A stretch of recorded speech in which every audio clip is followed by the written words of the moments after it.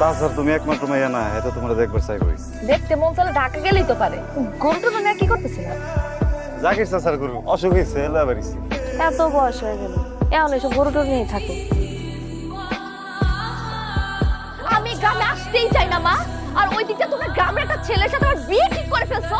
তারপর মানিক, মানে যার গা থেকে আমার গরুর গন্ধ আসে। আমরা বাড়িতে থাকতে তুই বাড়িতে আসতে চাস না।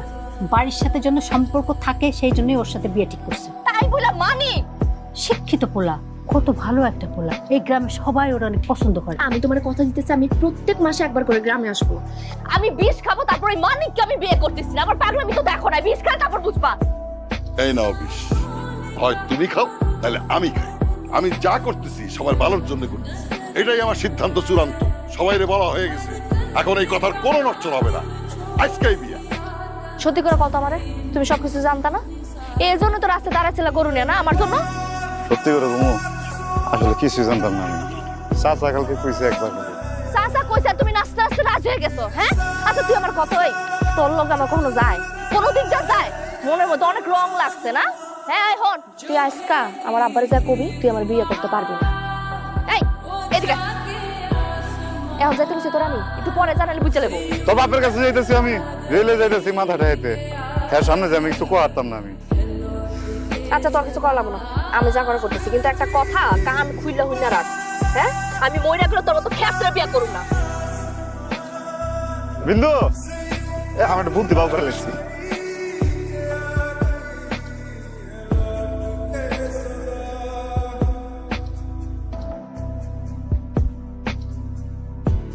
কি করতে বলেছে?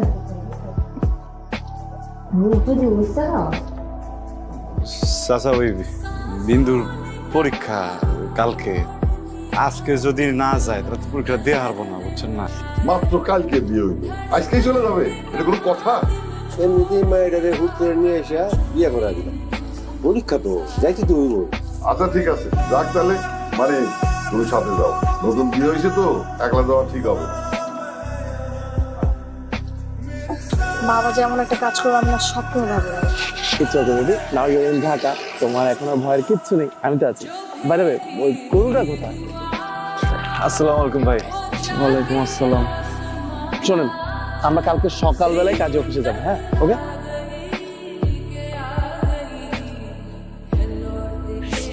অনেক বড় একটা ঝামেলা মিটলো না? হ্যাঁ, ঝামেলা মেরে নাই তো এখন, বিতে কইলো না 3 মাস সময় লাগবে। আরে একই কথা, ডিভোর্স পেপার সাইন করার পরে ল অনুযায়ী 3 মাস সময় দেয় এরা, কিন্তু এর মধ্যে মিউচুয়াল না হলে অটোমেটিক ডিভোর্স অ্যাক্টিভ হয়ে যায়। 3 মাস? আরে সমস্যা কোথায়? তোমাদের তো আর মিউচুয়াল হচ্ছে না, এই কয়েকটা দিন তুমি তোমার হোস্টেলে থেকে যাও, 3 মাস পার হয়ে গেলে তারপর আমরা বিয়ে করে ফেলবো।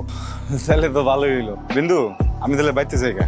তুই বাইতে জায়গা মানে কি? তুই যদি চলে যাস আব্বা সবকিছু বুঝে যাবে না। শোন, ডিভোর্স না হওয়া পর্যন্ত আর আমাদের বিয়ে না হওয়া পর্যন্ত তুই এখান থেকে কোথাও যাবি না। হ্যাঁ মানে তোমাকে আমাদের সাথেই থাকতে হবে। আচ্ছা, ও বেব, সে কতক্ষণ ধরে ওয়েট করছে আমি। সরি। আচ্ছা শোনো, আজকে আমি তোমাকে আমার কিছু ফ্রেন্ড আর কাজিনের সাথে মিট করবো, তাহলে বাসায় কথা বলতে আমাদের খুব ইজি হবে। হ্যাঁ ঠিক আছে চলো। তুমি এটা কি পরে আছো? 3 পিস সুন্দর না? Babe, you know about my family. আমার কাজিনরা কত smart, you have no idea. তোমাকে আরো স্মার্ট হতে হবে। তাহলে চেঞ্জ করে আসবো? No, it's fine, now let's go. আচ্ছা আচ্ছা শোনো না, একটা মিনিট দাঁড়াই, ওই মানিককে আসতে বলছি তো, ও চলে আসবে আমাদের। ও আমাদের সাথে গিয়ে কি করবে? বেচারা আমার জন্য রয়ে গেল না, একা একা কি করবে বলো? এই জন্য আমি বললাম যে আমাদের সাথে থাকো, একটু ঘুরতে পারলো। কোথায় ও? যাই আমরা, চলো।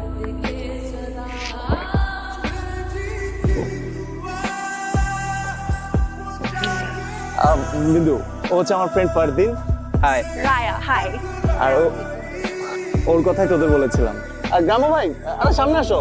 আর ও হচ্ছে বিন্দুর গ্রাম্য ভাই। ও আচ্ছা, তার মানে তো শালা? আরে না বেটা, শালা তো ভাই। ও আমার চাচাতো ভাই। সারা দয় নম্বর কিন্তু ভালোই আছে। আচ্ছা চল আমরা ভেতরে যাই। Same same. এই যে সামনে গিয়ে 2টা দোকান পর একটা শপ আছে, হ্যাঁ? ওখান থেকে তুমি একটু কষ্ট করে আমার জন্য 1 প্যাকেট ডান নিলাম। ঠিক আছে, যাই ভাই। দেখো এই কাঁচের চুড়িগুলো কত সুন্দর না? এটা আমার কিনা দাও না, আমি বিয়ের মধ্যে রাখবো। Come on Bindu, you have a very bad choice. এগুলা যদি পরো লোকে খ্যাপ বলবে। চল আমি তোমাকে ক্লাসে কিছু নিয়ে দিচ্ছি। এক্সকিউজ মি মানিক, আমার জন্য একটু পানি নিয়ে আসবা প্লিজ। হ্যাঁ মানিক, কি ব্যাপার মানিক, এখানে চেয়ার কোথায়? গেস্টরা সব দাঁড়ায় আছে, ভাই আমি কত কত কইছি, আমি দেখতেছি 1 মিনিট খারাপ। তুমি সব কাজের জন্য মানিককে কেন বলতেছো? হ্যাঁ, ও কি এই বাসার কাজের লোক? সমস্যা কি তোমার? গ্রাম থেকে এসেছে, কাজকর্ম একটু ভালো বোঝে, তাই তেমন কিছু না। গ্রাম থেকে আসছে বলে কাজ করবে? গ্রামের মানুষ কি মানুষ না অন্য কিছু? আর ও তো তোমার বাসা থাকেও না, বাসার কেউ না তাহলে? আচ্ছা ঠিক আছে বাবা, চিল, আর বলবো না। কিন্তু তুমি এরকম সবার সামনে এত রিয়াক্ট করছো কেন? আমি রিয়াক্ট কেন করবো না? ও আমার কি তোমার? আমার কাজিন। আমি তো ভাবলাম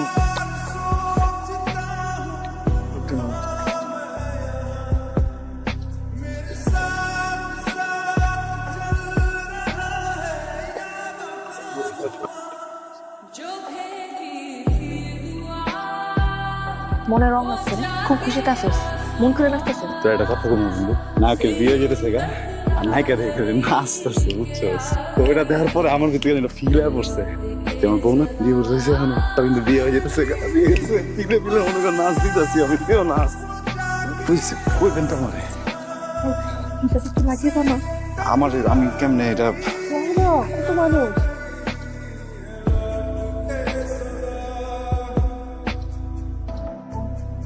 থ্যাংক ইউ সো মাচ। এই ফুলগুলো একটু পরিয়ে দেবে?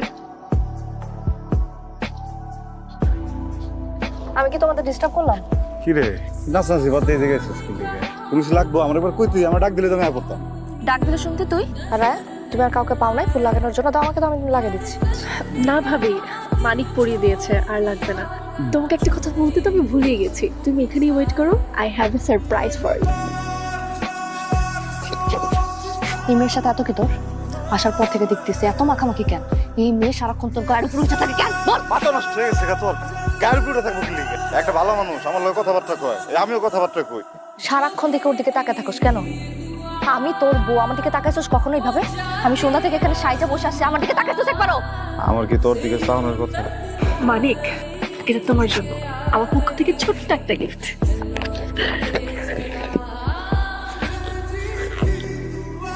ভাবি, তোমার ভাইটা এত সুইট কেন বলো তো?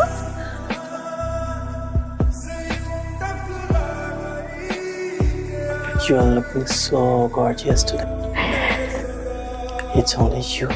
আমি কি বলতেছি আমি কিচ্ছু বুঝতেছি না। আমি যে লাগতেছে যত যাও প্লিজ। রামি প্লিজ ছাড়। রামি কি করতেছ?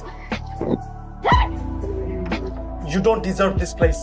তোমার মতন লোয়ার ক্লাস মেন্টালিটির মেয়ে না গ্রামে গিয়ে থাকা উচিত। তোমার সাথে তাল মিলানো যদি স্মার্টনেস হয় তাহলে ওইরকম স্মার্ট আর ক্লাস আমি হইতে চাই না। তোমার মতন মেয়ের সাথে রিলেশনশিপে গিয়ে তোমার জন্য ওই মানিকই পারফেক্ট, নট মি। ও যেমন গেও খ্যাত, তুমিও ঠিক তাই। ভালোবাসলে না একটা মানুষের সবকিছু নিয়ে বাসতে হয়। আমি টায়ার্ড হয়ে গেছি, প্রত্যেকটা বার সারাটা দিন বলতে থাকো এর মতো হও ওর মতো হয়, প্রত্যেকটা মানুষের সাথে কম্পেয়ার করতে থাকো, এই তোমার ভালো না ওই ভালো না, এইভাবে বসো ওইভাবে উঠো। আমি টায়ার্ড হয়ে গেছি। কি হয়েছে? কি করতেছিস? রাম ভাই এদিকে আপনি আসেন, আমার সাথে বাইরে আসেন। শোনেন ভাই, বুঝা পারছি আপনার মনে কষ্ট পাইছেন তো, কিন্তু বিশ্বাস করেন মাইয়াটার মনে আপনার থেকে বেশি কষ্ট। এটা কার বাড়ি? হ্যাঁ আমার। কার বাপ মা আছে? আমার। আত্মীয় স্বজন কার? আমার। মায়ের আছে? বিন্দুর আছে কেউ? একটা মায়ের জীবনে বিয়ে হয়ে যেতেছে, হলুদ হয়ে যেতেছে, পরিবারের কেউ ওই জায়গায় নেই, তার মনে কষ্ট আছে না? আর তার ভিতরে এটা কি বিয়ে? ভালোবাসা কিন্তু একটা কঠিন, যত মোলায়েম থাকবো তত আরাম লাগবো, বুঝছেন ভাই? ওর তো রাগ করেন না, মোলায়েম হয়ে যান। এত বড় আয়োজন করছে, আয়োজনের চাপ আছে না, এই কারণে লাইগে আছে। আমি কিন্তু মানুষ খারাপ না। আমি এই বাসায় যেদিন থেকে আসছি ওদিন থেকে আমি ভাবতেছিলাম, আমি তো চেষ্টা করছি অনেক সবকিছু মানায় নেওয়ার। এই শুন, যা ঘুমা, সকাল হলে সব ঠিক হয়ে যাবে। সত্যি একটা কথা বলতো আমাদের, আমি ভাই বিয়ের আয়োজনের যা কিছু দরকার ছিল সব আমি এদিকে করে দিয়েছি, বুঝছেন? Thank you. আমার কাম তো শেষ জায়গা। আরে কি বলো, এভাবে চলে যাবা?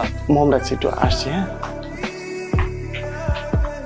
তোর আজকে বিয়া, আমার বিয়েটা আজকে শেষ হয়ে যেতেছে গা। কি বাচ্চাটা বাচ্চস, কোনো আইনি ঝামেলা রইব না। আচ্ছা শুন, ঝগড়া টগড়া করিস না, ঠিক আছে? একটু বুঝে শুনে থাকিস, মাথা গরম করিস না, আর নিজের খেয়াল রাখিস। আমি বাইতে জায়গা। আজকের দিনটা থাইকা যা। আজকে তো বিয়া না, আমার ফ্যামিলির তো কেউ নাই। আপন বলতে আর ফ্যামিলি বলতে তো তুই আছিস। সকালে চলে যাস। এমনি করে কম লাগে বলি তো, থেকে যা, এমনি করে কয় কেউ। তোর পরীর মতো লাগতেছে বিন্দু, আমি যাইতেছি গা, যাই গিয়া।